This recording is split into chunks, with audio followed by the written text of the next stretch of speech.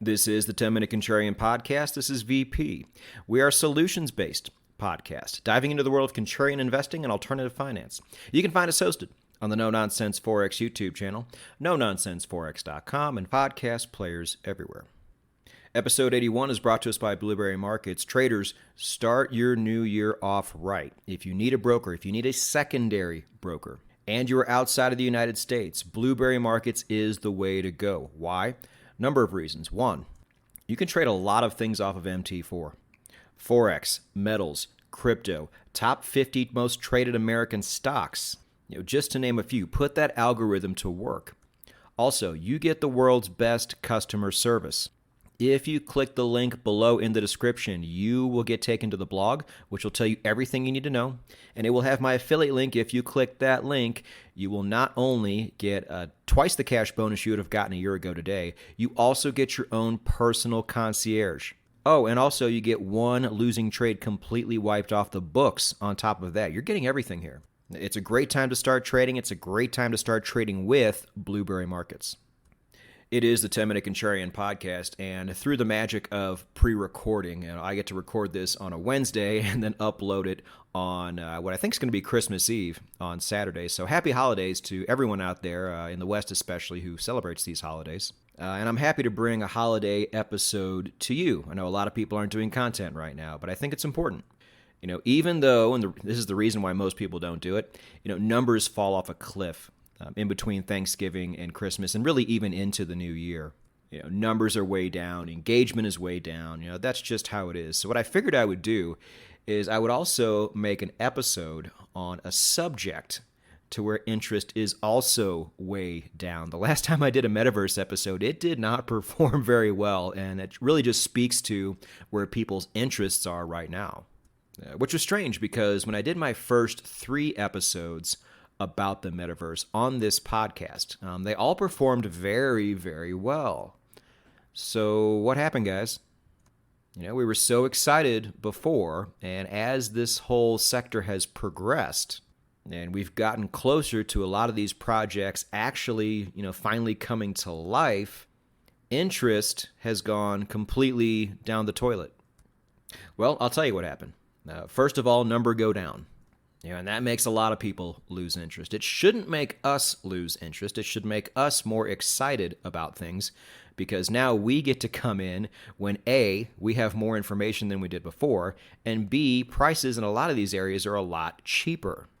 If I was somebody who didn't have a lot of interest before, I would certainly be having a lot of interest right now, especially as a contrarian and especially as somebody who is looking for that asymmetric upside. Now, in the very first episode I did on the Metaverse, we mostly talked about Facebook, Meta, and the stocks that they are kind of attached to. Now, Meta has since tanked for a lot of reasons. The Metaverse wasn't the only reason. Tech stocks in general have been having a really rough go at it. But I'm telling you right now, and we'll talk about this a little bit later in this episode, Meta's not going anywhere with this. They are still fully committed, and they are still a major player in this game, believe it or not. So I still think there are very juicy opportunities there. And as far as the Metaverse on the blockchain goes, that whole sector is just humming along like it was before. Yet interest has still gone down a lot. Now, why did this happen? Well, number go down, obviously, but people in the crypto space have no patience for anything. They're typically younger. They remember the crypto cycles where everything went up really big in a very short amount of time, and that's what they're looking for. They don't want to wait these projects out for a year or two or however long it takes. But unfortunately, there's this little thing called reality, and the reality is that this is how long these projects take, much longer than you would ever think. I mean, how long does it take to make a AAA video game, start to finish? It takes years. Now, in defense of the investor, I will say, the founders kind of did people dirty here, and this is something that is a necessary evil in this space, and you don't realize it till it's too late. But when they have their initial land sale, for example, or just initial NFT sale, whatever the project is, when it comes to the Metaverse or a play-to-earn game or something like that, they need liquidity now. Even though they know that this thing's not going to be ready for another 1 or 2 years minimum.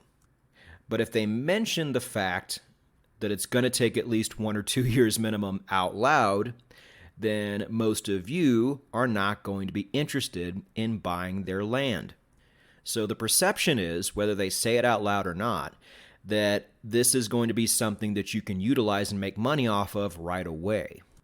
So a lot of people bought up land and different types of NFTs in early 2022, thinking that they would be well on their way to success and riches in the year 2022. And that's just not how any of this works. Does that make sense? They need time to build it, but they also need money to build it. And so what you have to do is you have to put your faith in a project early, knowing that it's going to take time. And you should also know, too, like any sector out there, at least 90% of these projects are going to fail or they're going to underperform. It's just the nature of the business. And I would probably put that number even higher because I think you have a lot of founders. And this is one of my biggest complaints with devs, is they think they know more than they know. You have a lot of really smart devs, really smart techie people that are really great at creating projects like this, but don't have a lot of business sense and don't have the presence of mind to hire somebody who does.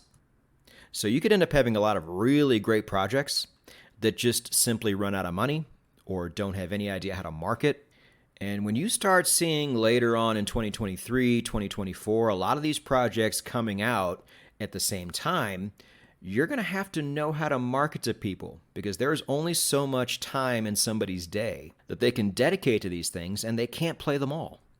So as an investor, it is up to us to find these projects that are A, going to be fun, B, going to be lucrative, C, have a chance at really succeeding down the road. And to make matters worse, we often don't have the information we really need on these things because it's still so early in the game. But does that mean that the asymmetry we're looking for is just not there because of this? Absolutely not. It's there, and it's there in a big way. The winners in this space are going to win big because let me tell you, the metaverse is where the puck is going. I normally don't make definitive statements on this podcast, and I'm never 100% sure about anything, but as far as things I'm pretty damn sure about is in terms of the future, this is one of those things. Because even though price is down and interest is down amongst the public, and when I say public, you know what I mean, dumb money, what's going on behind the scenes is nothing short of tremendously bullish. If you just look at Web 2 versus Web 3 right now, almost all the talent coming out of universities is going into Web 3, not Web 2. And you also see a lot of CEOs in the Web 2 space and the traditional video gaming space switching over to Web 3. But I think the more exciting piece of it is how all the young talent is migrating that way now. And it makes total sense. If you had the choice, would you go into Web 2, which is possibly dying, and you might have to move to California, to where even if you make a lot of money, it's not going to be enough? Maybe their political ideology doesn't align with yours.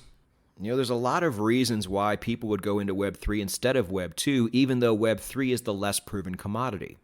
And that's exactly what they're doing.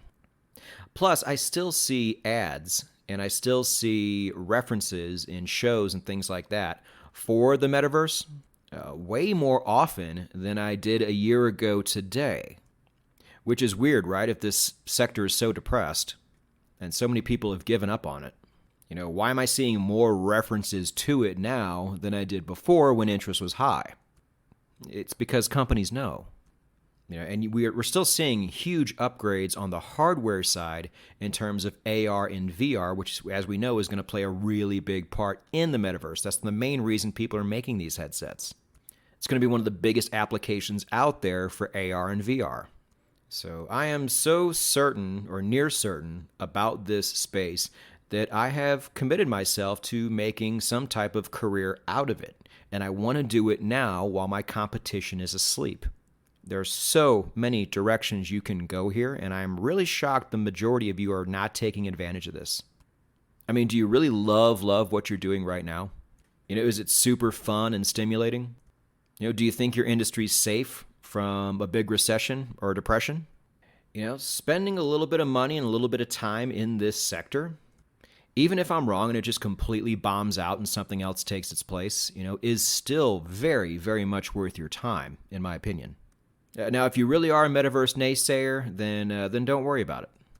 But I don't think most of you out there are.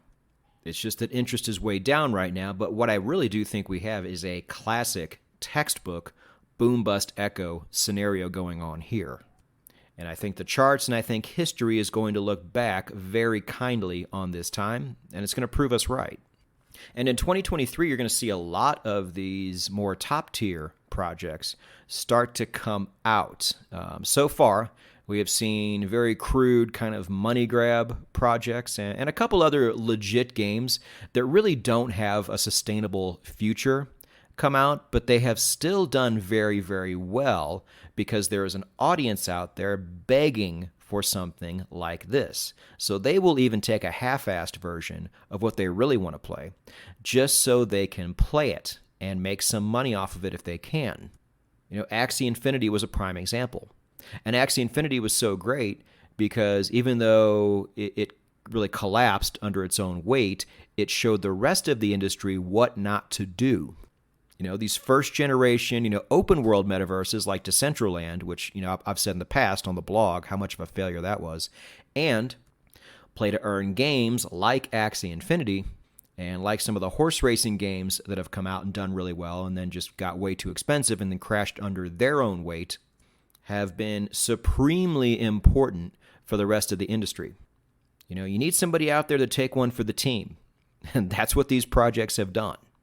So I really do anticipate a great 2023 for this space as some of the more legitimate, more sustainable projects start to come out in this second generation.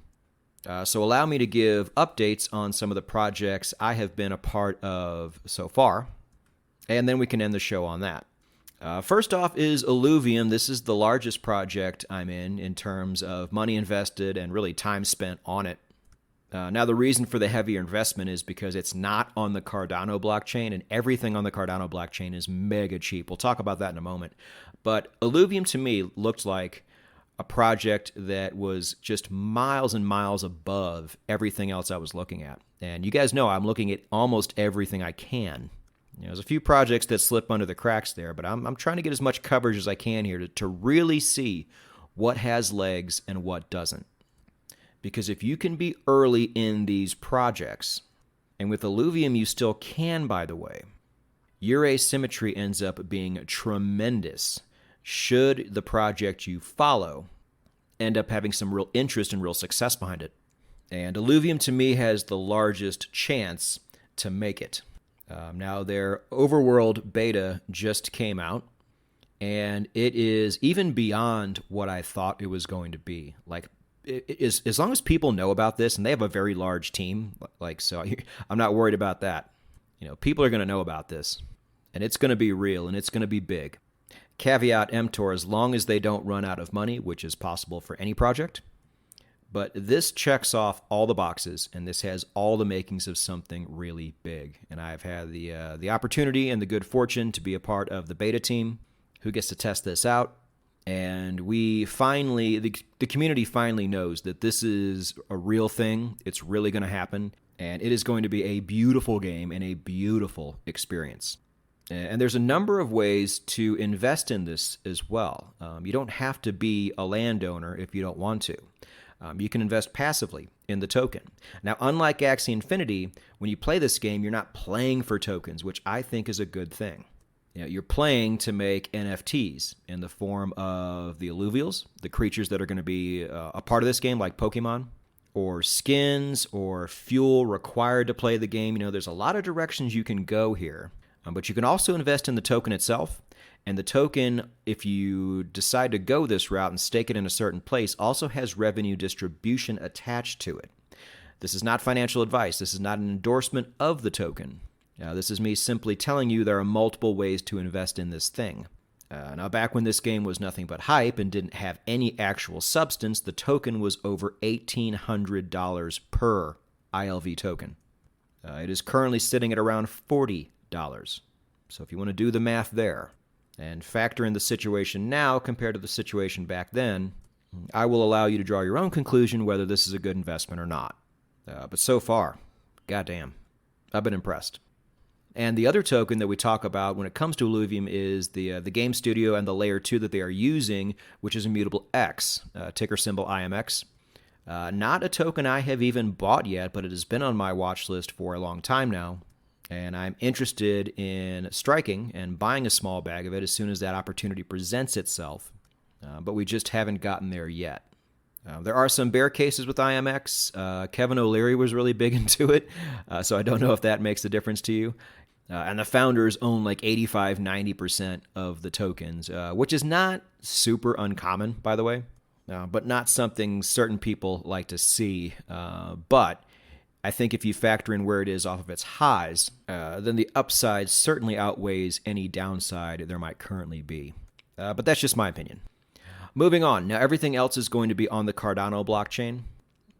This podcast has gotten a lot of people over to the Cardano blockchain, and people have really liked what they have seen. And a lot of people, I've seen it myself included, have made some really good contacts as a result of being a part of this ecosystem.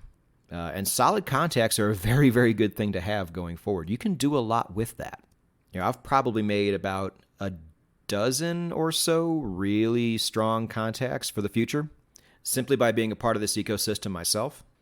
And like I was alluding to before, if you want a very low cost of entry, this is the place to do it. For some reason, everything on the Cardano ecosystem, metaverse-wise, is magnitudes cheaper than you're going to find on any other chain. So if you want to set yourself up to be a land baron, or if you want to set yourself up to be a really strong player in the game once it comes out, or an early investor, you have a great chance to do that. Especially now because ADA is at 25 cents, which is insane. Your chances just keep getting better and better. Again, it's not without risk. These games aren't as well known as games you're going to find on the Ethereum chain, for example, or the Polygon chain. And then you still have the risk of the blockchain itself.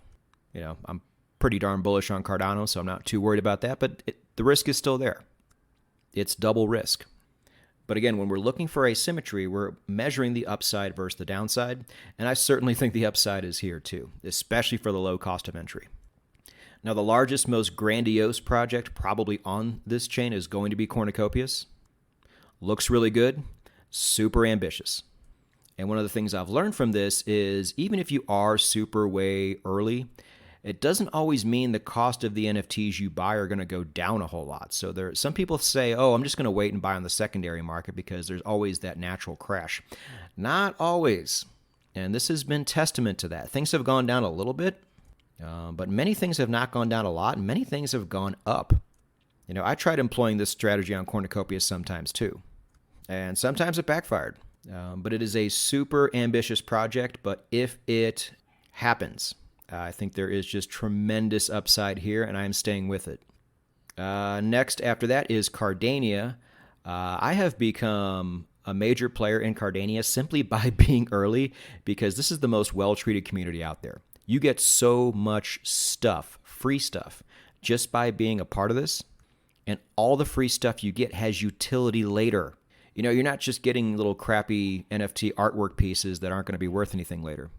Maybe this doesn't have the absolute upside something like Illuvium or Cornucopias would have, but at this point it doesn't matter.